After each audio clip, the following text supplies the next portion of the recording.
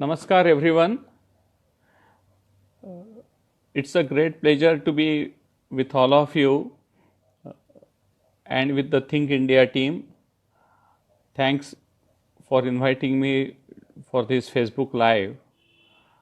Today's topic is indeed very interesting, but at the same time, it's quite complicated because the situation that is emerging out of COVID-19 pandemic is still emerging. No one precisely know what will be the end, how it will end, and when it will end. And therefore, all these answers today are tentative. In past, as a joke I am saying you, if you ask 5 socialists what is the definition of socialism, the number of answers used to be 10. Similarly, if you ask 5 experts about how the COVID-19 pandemic will end, you will have more number of answers than the number of experts. And therefore, emerging global scenario and emerging new world order is also as tentative as anyone can guess. But we still try to understand the overall impact of this pandemic and therefore how it is likely to impact the way we behave today, the way we work today, the way we work, the way two countries interact with each other, the way two societies try to understand each other. So there are sociological aspects, there are technological aspects, there are economic aspects, there are strategic aspects, there are geopolitical aspects, and all that are going to change because of that, because of this single incidence of pandemic. I don't need to tell you the enormity of the infections. The numbers are there everywhere and they are rising.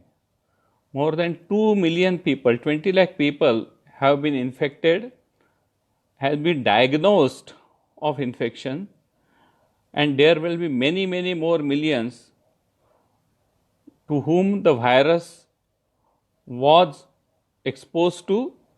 They got infected, but they are either not diagnosed or they are not symptomatic, they don't have any clinical symptoms, and their body had a resistance to the virus and therefore they are healthy. Hundreds and thousands of deaths have already occurred and they are still rising. Fortunately for India, we are in much better situation because of the very preventive measures that have been taken by our national leadership under Prime Minister Modi ji, and also very rigorously followed by all state governments irrespective of the party which state government belong to, and also by and large the society. They have very rigorously followed the instructions of lockdown, and that is why we are seeing that such a less number of cases are there in India. But there are immediate impacts. As you can easily see, let us start with the condition of students, because many of you are from that category. The exams are postponed or deferred in many cases. Many of you are not able to attend your colleges, your classes, are unable to complete your assignments, unable to complete your research, focus your research, unable to publish the results of your research, and so on and so forth. The students who are studying abroad are facing extreme difficulties because many colleges and universities are under lockdown. They are not able to not only attend their classes, but also they have problems of getting their food, the accommodation, etc. And you can see the social media is flooded with the request for help all over the globe. For the country of like India, where there are close to 100,000 students, 1 lakh students across the globe, the situation is more precarious. On the top of it, few days back, the Australian Prime Minister has categorically said that those who cannot afford, for them the best choice would be to go back to their home country. This has created enormous unrest among the student community in Australia, and finally Australian government had to issue a clarification about that statement. But the core issue remains the same. What Australia essentially is saying, that many students, including many Indian students, they do part-time work in the malls, in the shopping centers, at the restaurants, etc., to support their expenses. What Australian government is saying, that because of this pandemic, there is going to be an enormous rise in the unemployment, and in such situation, if there is a competition between the local unemployed people versus the students, the preference will be given to the local residents, to the citizens of Australia. There is nothing wrong in it, but it is likely to impact adversely Indian students. Taking all this into consideration, how many students will attempt to go abroad even if situation is normal, or will they think again and twice and many times before taking a course overseas only because it gives you certain status? You will be surprised that even in the remote countries like Belarus, various CIS countries, thousands of Indian students are there studying. Even in China, tens of thousands of Indian students are working. And they all will have to answer this question one day, whether it is worth. The impact is not, of course, confined to students. In the Middle East, where there are hundreds of thousands of Indians working there, many of them as a blue-collar workers in the construction industries, in the oil sector, they are facing grave problem because of the recession. As you all know, that in last few weeks, the oil prices have crashed down to a significant extent. For a country like India, where almost 80% of our oil requirement comes by imports, it is a boon. It is a very good thing to happen, because our import bill has gone down substantially. But for the oil exporting countries, it has created a new problem of oversupply and less demand. And Gulf countries, which are mainly oil suppliers, are suffering because of these problems. Therefore, it is quite likelihood that there will be lot of loss of jobs, and many of which lost jobs belong to the people going from India. What they will do? If they all come back to India, if they all want to come back to India, it will create new types of issues, and it will be a burden on the economy of India. And therefore, it's quite a complex situation that on one side, low oil prices are benefiting India, but unemployment in Gulf is likely to pose new challenges for India. Oil economy has also another challenges because there is a competition between US and the Gulf countries on the production and sale of oil. Many of you might not be aware that US has now become a major oil producer, and not only an oil producer but also overall oil exporter because of the shale oil they are producing. Now, the shale oil is not as inexpensive as the conventional oil that is present in Gulf countries and many other parts of the world. Therefore, it is important for US to maintain certain price per barrel of oil in order to make this business profitable. Therefore, US is interested that there is no excessive fall of oil prices across the globe. But at the same time, the global situation doesn't support high oil prices, and therefore there is a big conflict going on between various oil producers right now, and this has created another geopolitical situation.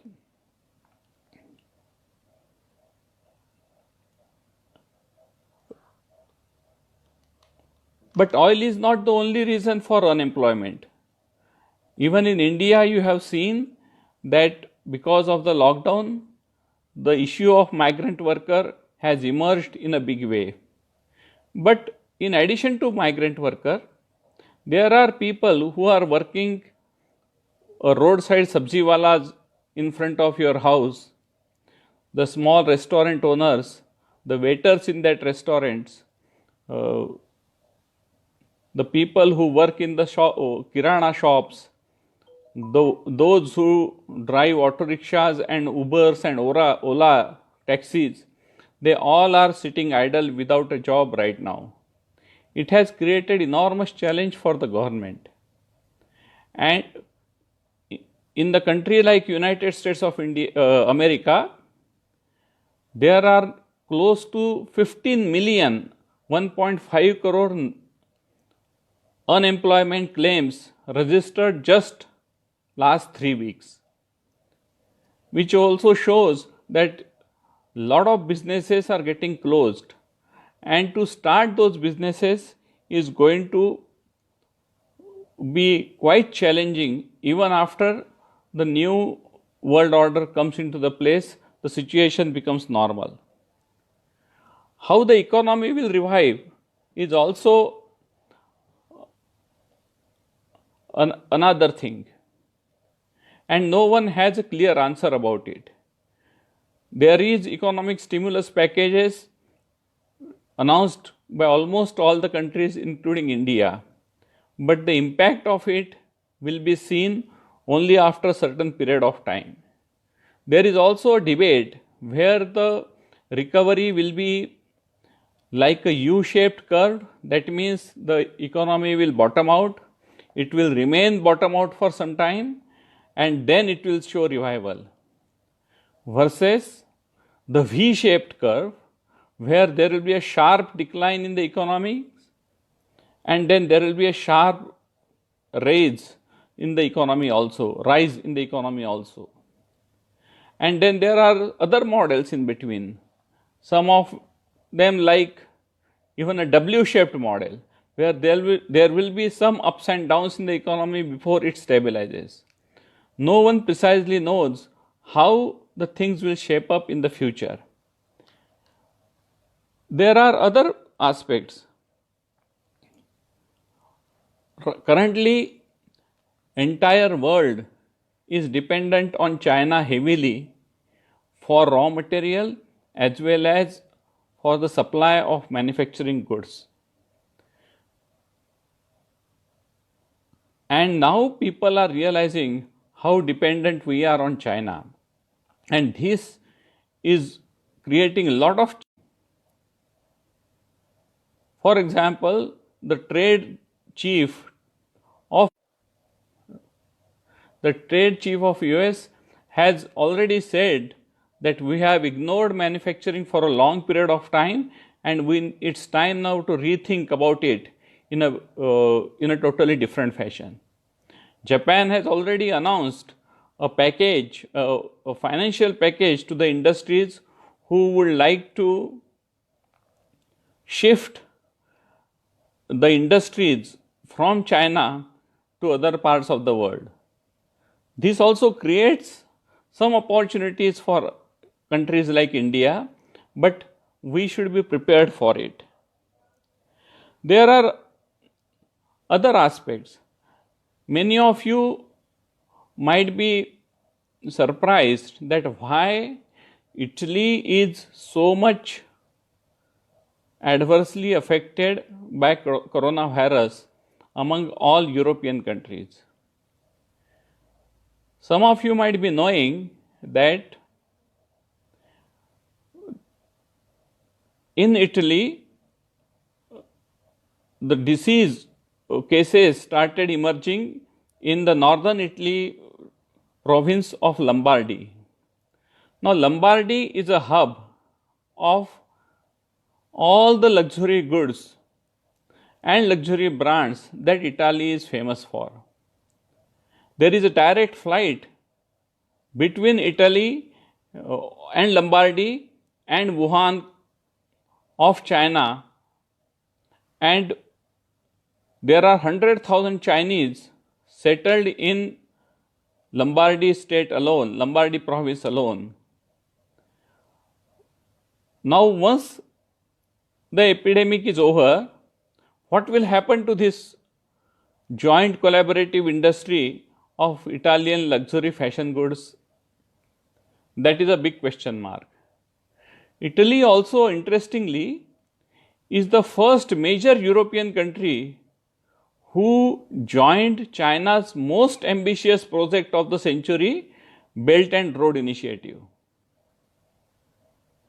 That was in spite of reservations and opposition from several European countries in the European Union.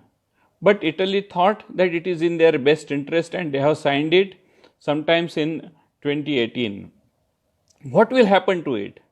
In fact, the question now is being arise that what will happen to BRI, Belt and Road Initiative of China, because it definitely is one of the most expansionist project in the modern history of the world. And therefore, the question mark is being asked. Similarly, questions are being also asked about the future of multilateral bodies like United Nations Security Council. You must be knowing that China is opposing any discussion on COVID-19 epidemic in UNSC. Similarly, the body like World Health Organization, its credibility is also being questioned by several quarters. So, this is the scenario right now.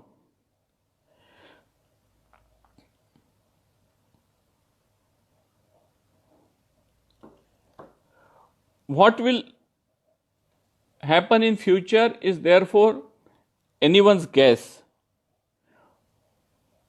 In my understanding, that definitely the supply chain arrangements of China, of world, which is right now heavily dependent on China, will have some shifts, and new emerging centers of manufacturing will emerge, will come up mostly in Asia, but also in certain parts of other continents like Africa and Europe.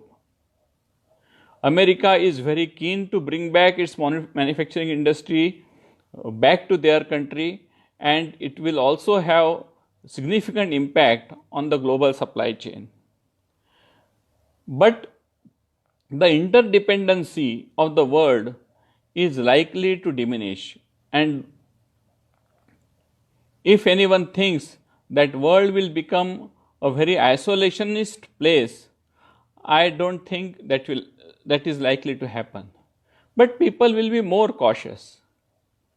People are going to be more cautious. Just few days back, I was asked by a friend that when everything is normal, will you be as comfortable to fly as much as you used to be? And my answer was ambiguous. I said, I will definitely not be scared of flying, but I will be more careful. And everyone is thinking in those lines. The things which we take for granted, like flying, like a daytime flight going somewhere in the morning and coming back by evening, and it is being seen as a status symbol, people are likely to think twice. How just yesterday I was listening that there are close to 300 cruise ships across the globe which give you very luxurious travel experience whenever you land on those cruise ships. And there are 30,000 people, 300,000 people who are directly or indirectly dependent on this cruise ship industry. You also must have seen that there are many cruise ships who are right now in transits, and there are corona positive cases being identified in those cruise ships. This cruise ships industry has now come to a complete halt, and no one knows when it will revive or if it will revive.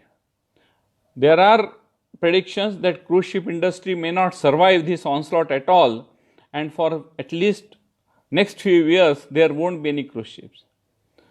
So even in our normal life, the way we see, the way we take the things for granted that those things are available at our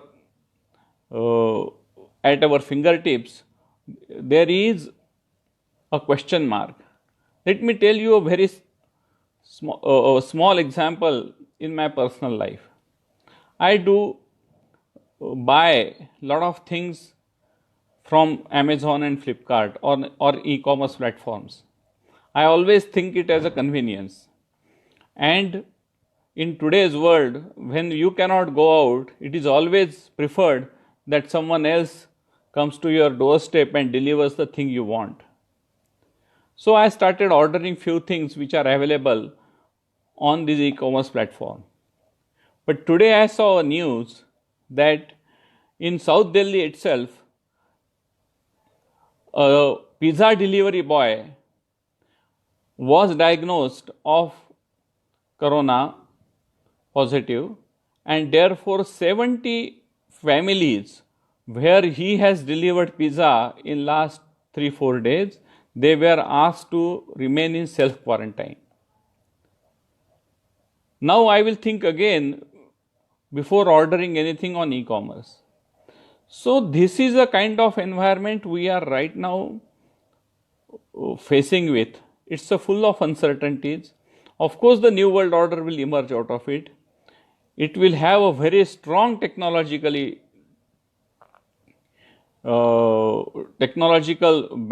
backup, and I always believe that technology is enabler to resolve many of these issues. But at the end, which kind of technology will be evolved is something we all need to see. And therefore, in this uncertain world, many a times we can just have wait and watch. And I hope that you are also watching all these developments with a great curiosity and also great amusement.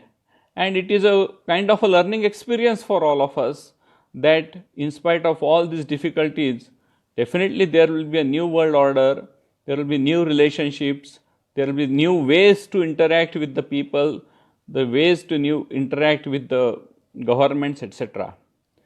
In all this scenario, the role of India will of course remain very important, and under Prime Minister Modi, we have seen that we Indians are ahead of curve. Imagine what would have happened if the disease would have gone uncontrolled in the one of the most populous countries on the earth, where the population density is very high, several fold higher than anywhere else in the world. But because our government and the people remained ahead of curve, we were able to control the disease. But our leadership is not confined only to that. Our leadership also is also aggressively pushing international cooperation to fight the disease, to combat the disease, and also to support the people all over worldwide. We have supported to our neighboring countries in a multiple ways. We are supplying the drugs to even countries like USA and Israel, and we will continue to show the leadership in whatever is required to be done. So in that way, we are fortunate to be in this country and to have someone like Prime Minister Modi as the leader of our country. But at the same time, unless we all resolve to face these uncertainties, which are likely to remain for a certain amount of time, we alone will not be able to do anything much. And therefore, showing this resolve is the need of time. Thank you very much.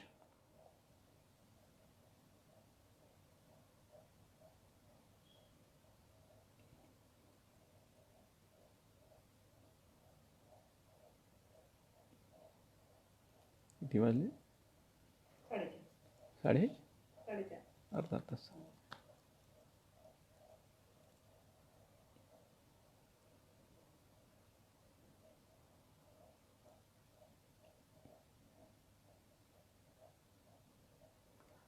There are some questions.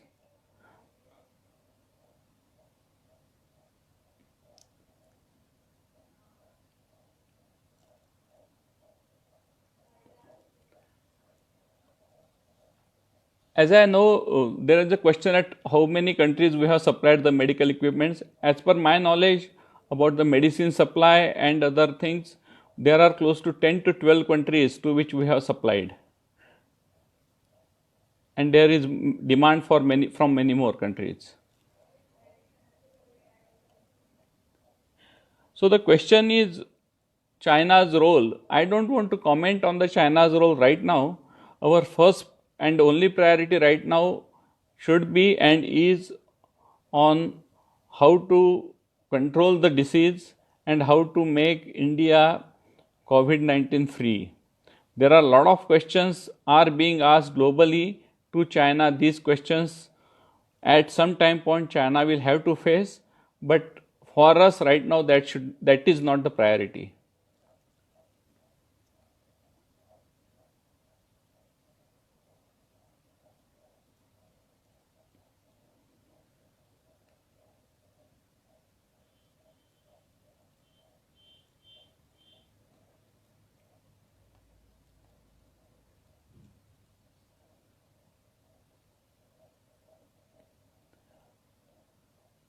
The people there is a question that how can we reduce the habit of people of holding cash? The more familiarity with the digital payment is the only way to do that. Means, for example, we can do certain things that the housemaid who works in our house, rather than giving her monthly salary in the cash, can we transfer it to her account? So these small things will have a big impact in making Indian economy truly digital. There is a question about testing rate. See, testing rate is a matter of judgment, and it's a little complicated issue. I will not be able to explain it fully here, but I deny this hypothesis that India's number of cases are low because the testing rate is low. If the number of cases would have been very high, then there would have been as many as hospitalization and as many of deaths increase in number of hospitalization and deaths, but that's not happening. So even if we accept that there will be some people who are not symptomatic, who are clinically fine, but they are exposed to virus, the overall situation in India is much better. Again, there is a question about the role of WHO, but I again think that this is not a time to question. The WHO has also played a significant role in previous epidemic, right from polio, etc. So they have some credentials there in their sleeves, but right now we should not question the role of WHO. Yes, there will be a manufacturing shift from China. India has a great opportunity for it, and I am sure India will take a lot of steps to encourage manufacturing activities in back to country.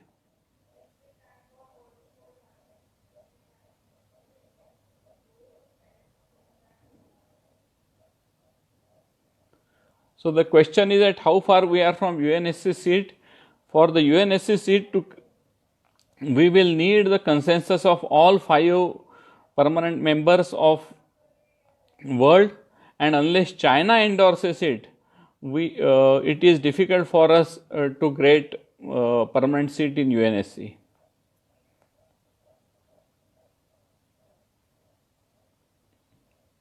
No, how to deal with China? See, we cannot wish away with China. China will remain as a global economic power, military power, and also manufacturing power, but the dynamics will surely change after the COVID-19.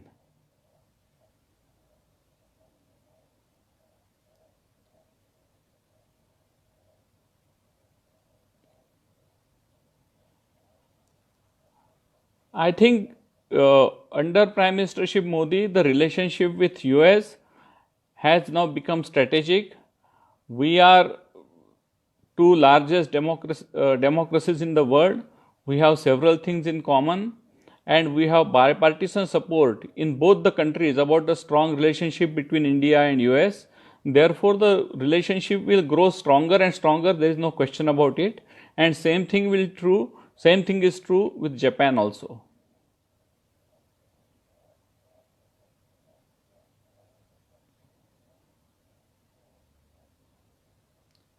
So thank you very much for listening to me for a long period of time, and I really appreciate your comments and also your various remarks, and hope to see you soon, not digitally but in real time. Thank you very much. Bye.